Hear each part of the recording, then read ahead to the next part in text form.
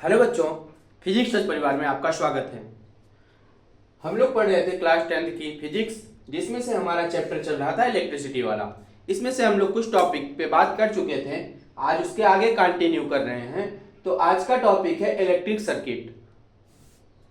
Electric circuit क्या होता है, आइए पढ़ते हैं कि इलेक्ट्रिक सर्किट क्या है। तो लिखा गया है the closed path along which electric current flows in called electric circuit। तो लिखा गया है the closed path along which electric current flows is called electric circuit। इसका कहने का मतलब ये है इलेक्ट्रिक सर्किट वह होता है कि कोई बंद पास हो। जैसे कि अगर वायर फैला हुआ है तो वायर में करंट अगर पास कर रही है तो वो एक क्लोज्ड लूप बनाए। क्लोज्ड लूप मतलब अगर एक जाने का रास्ता हो तो एक आने का रास्ता हो उस सर्किट में। तो the closed path along which electric current flows in called electric circuit, किसी भी परिपथ में बंद पास बनाए। जब बंद पास बनाने का मतलब यही होता है कि निगेटिव और पॉजिटिव दोनों चार्ज उसमें एक दूसरे से बंधे हुए रहें और वह सर्किट को कंप्लीट करें। ठीक, तो ये होता है क्लोज्ड पाथ। तो इलेक्ट्रिक सर्किट यही चीज होता है। उसके बाद हम लोग जानेंगे कन्वेंशनल करंट। कन्वेंशनल करंट क्या चीज होता है? तो कन्वेंशनल करंट होता है conventionally the direction of motion of positive charge is taken as the direction of current. The direction of conventional current is opposite to that of the negatively charged electron. ये जो होता है conventional current, एक तो होता है अगर positive वाला चार्ज रहता है तो क्या कैसे जाते हैं, किस डायरेक्शन में मोशन करेगा? तो पॉजिटिव डायरेक्शन में मोशन करता है।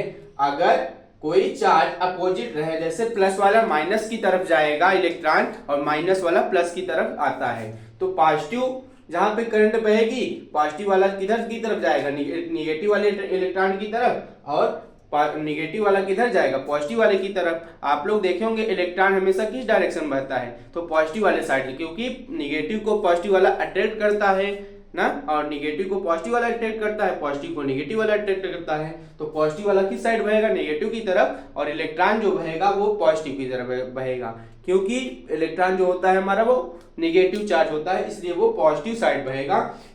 यही फ्लो ऑफ करंट जो होता है यही कहलाता है कन्वेंशनल करंट। अब बात करते हैं इलेक्ट्रिक फील्ड की। इलेक्ट्रिक फील्ड क्या चीज होती है? It is the region around a charge body with in which its influence can be explained ना।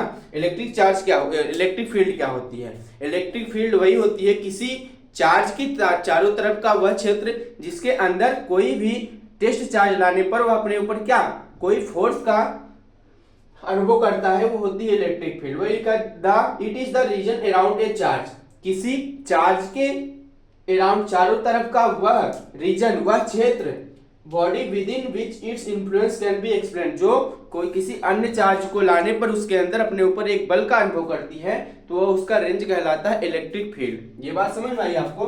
तब जानते हैं इलेक्ट्रोस्टैटिक पोटेंशियल।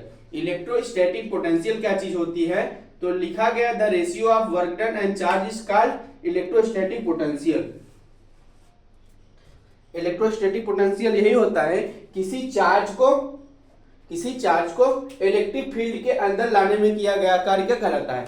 Electrostatic potential. किसी भी चार्ज को किसी इनफाइनाइट पॉइंट से इलेक्ट्रिक फील्ड के अंदर लाने में किया गया कार्य क्या कहलाता है? इलेक्ट्रोस्टैटिक पोटेंशियल या फिर पोटेंशियल विभवांतर कहलाता है।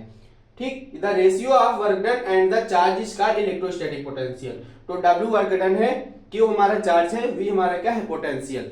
तो यही बात हुई कि किसी चार्ज को, किसी टेस्ट चार्ज को अनंत से किसी इलेक्ट्रिक फील्ड में लाने पर जो वर्क डन किया जाता है वही होता है क्या, पोटेंशियल। ठीक, ये बात समझ में आई, तो इसको हम इरेज कर रहे हैं।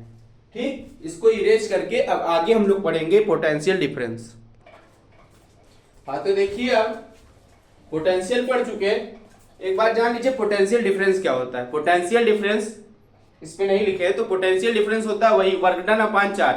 किसी भी टेस्ट चार्ज को इनफाइनाइट पॉइंट से किसी भी इलेक्ट्रिक फील्ड के अंदर लाने में किया गया वर्क डन क्या कहलाता है? वह आपका कहलाता है क्या, पोटेंशियल डिफरेंस। अब आइए थोड़े बहुत हम लोग क्या डिवाइसेस के बारे में जानते हैं, अपने कुछ डिवाइसेस के बारे में जानते हैं अपने, जो हमारे इलेक्ट्रिक सर्किट में यूज होते हैं। तो ये तीन टाइप्स के हमारे पास क्या है डिवाइसेस है। एक तो गैल्वेनोमीटर है, दूसरा अमीटर है, तीसरा वोल्ट मीटर है। इनका यूजेस क्या होता है हमारे इलेक्ट्रिसिटी में, इलेक्ट्रिक सर्किट में, वो जानते हैं। तो गैल्वेनोमीटर का कार्य क्या होता है, लिखा गया है it is a device which detect current in electric circuit. तो गैल्वेनोमीटर का काम होता है किसी भी इलेक्ट्रिक सर्किट में कितनी करंट फ्लो कर रही है, कितनी इलेक्ट्रिक करंट फ्लो कर रही है वो डिटेक्ट करके बताता है। कौन सा डिवाइस, तो ये है गैल्वेनोमीटर, ऐसे सिंबल बना रहता है इसका। एमीटर क्या होता है, एमीटर लिखा गया है it is a device to measure current in a circuit, it always connected series in circuit. तो एमीटर भी का काम क्या होता है, सेम गैल्वेनोमीटर जैसा होता है, लेकिन ये कहां पर यूज होता है, ये यूज होता है इलेक्ट्रिक सर्किट में सीरीज, सीरीज में जहां पर रहती है। जैसे कि लड़ियां, जैसे आप लोग देखते होंगे दिवाली पर झालर मोती लगाते होंगे, तो उसमें एमीटर का प्रयोग किया जाता है, ठीक। और एक अपना ये डिवाइस है, ये कौन सा है, वोल्ट मीटर। वोल्ट मीटर क्या होता है, वोल्ट मीटर होता है पोटेंशियल को नापने वाला एक यंत्र होता है। ये सब तो किसको नाप रहे थे, ये दोनों हमारे इलेक्ट्रिक करंट को नाप रहे थे, लेकिन वोल्ट मीटर क्या करेगा, वोल्ट मीटर बताता है पोटेंशियल डिफरेंस, उसके बीच में पोटेंशियल कितनी है ये बात बताती है हमारी वोल्ट मीटर।